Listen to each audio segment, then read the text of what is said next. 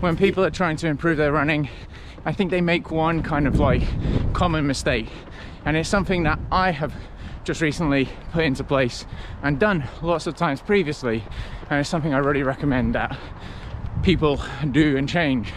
And it's not shoes, it's not the jacket, it's not the headband. Listen a little bit more what I've got to say, and then also chip in the comments section what you think.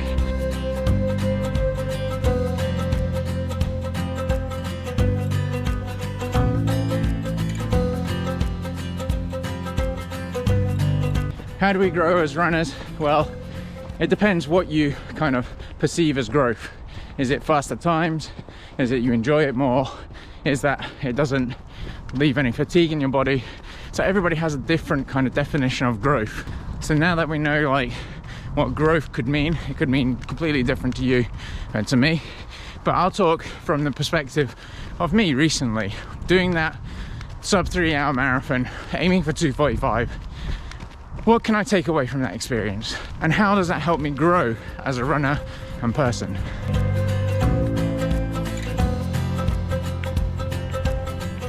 There's a fundamental point in all of this, and that's in any experience that you have, there's a lesson to be learned. So the outcome might not be what you expected at first. So for me, 2:45 marathon didn't happen. But I got a super valuable lesson. Something that if I never tried it, if I never went out there, never trained for it, I would never know. So the real fundamental and critical point here is that you learn and take lessons from it, analyze things, and then maybe you can take actions upon it.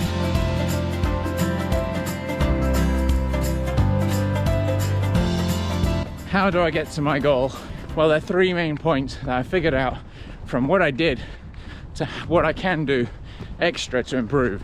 It's not always train harder, buy more expensive stuff. If you think about it, also bounce ideas off of other people. Me, your friends, other YouTubers, coaches, professionals in the sport. They're always going to give you maybe a little bit of a spark that can help trigger that kind of development. If I want to get to this 2:45 marathon, even beyond that, like I'm not scared to say that eventually I'm going to hit beyond that goal. Adding more volume is really going to help my training.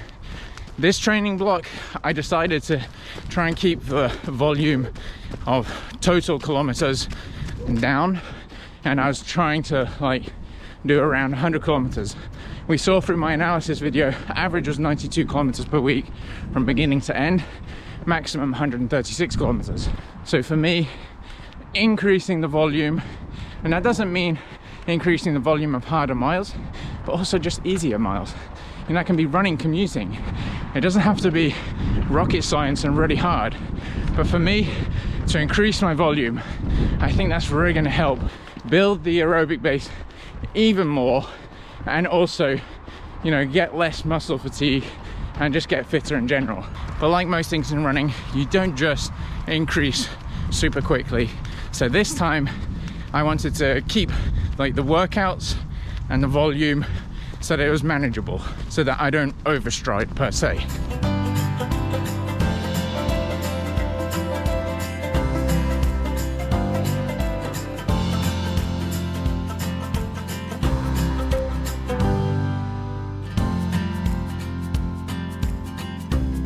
Another really important one is going to be to minimize stress. Now, those of you who know me, I'm not that much of a stressed person, and I'm not talking about stress to the body from running. Well, of course, that goes without saying, but minimizing stress, that when you're thinking about, oh, I've got this workout to do and I meant to hit marathon pace, where am I going to do it? I need a flat road, I need to make everything kind of similar to what it's going to be like on race day, and then you just build up the stress and it's unneeded. Just go out there and get it done. So rather than stressing about, oh, I've got 4 by 5 kilometers and I need it to be flat, I need to hit these pace splits, go out and do it by effort. You're probably going to gain more experience, more value from doing it on rolling hills, and pace it by effort, not by what your kilometers are saying on your watch. And I'm not saying to eradicate those, you know, goal pace efforts. Obviously they are helpful, but as soon as you start overstressing and overthinking things, just go out and run, give it what you're meant to give, and you're going to grow more than stressing about it and maybe not even going out because you can't find the perfect place.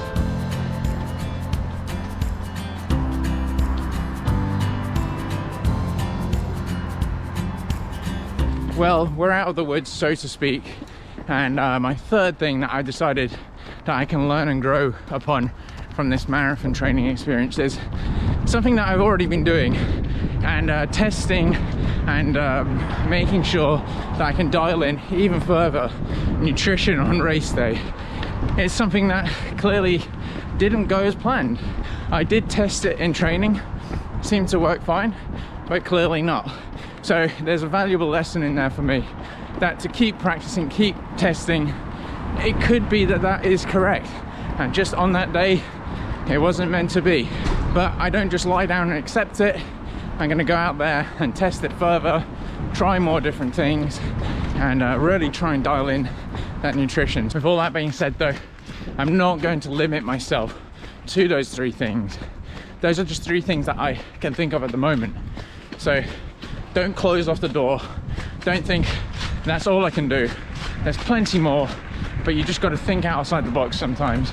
Also, a hidden one would be to, yeah, just go out there and make sure you're enjoying your running, doing what you're doing, all the other things.